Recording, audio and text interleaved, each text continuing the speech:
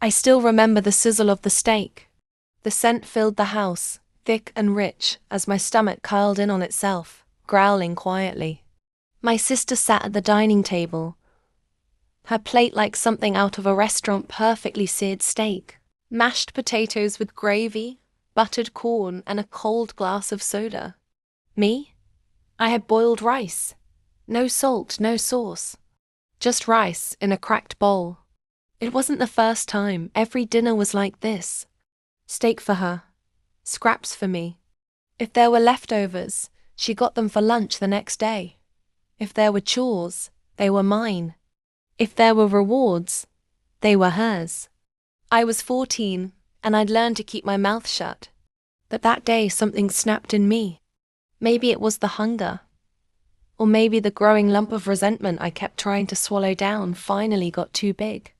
I looked up from my bowl, barely able to hide the quiver in my voice. Why does she get steak and I get this? I asked, softly. My mother went silent. My sister smirked like it was a game.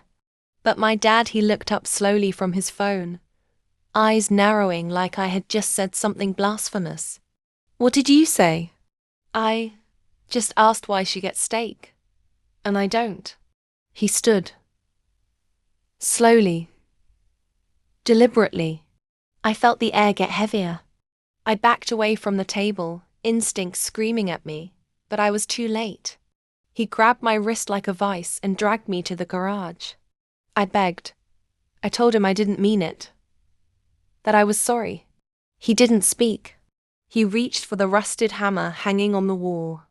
Ungrateful little rat, he muttered, as if it justified what he was about to do. I screamed when the first hit came. I felt the bones crunch fingers that once held pencils, sketchbooks, dreams of drawing comic books, one after the other, until I passed out from the pain. When I woke up, I was in my room. My hand was wrapped in gauze badly. I could smell dried blood. No hospital. No help. Just silence. When I tried to talk about it the next day, my mom told me, "Don't upset your father again. You're lucky he didn't do worse." My sister just laughed. All that over a stupid steak? The physical pain faded. Eventually. But the betrayal, the reminder that I was nothing more than a shadow in that house, never left me.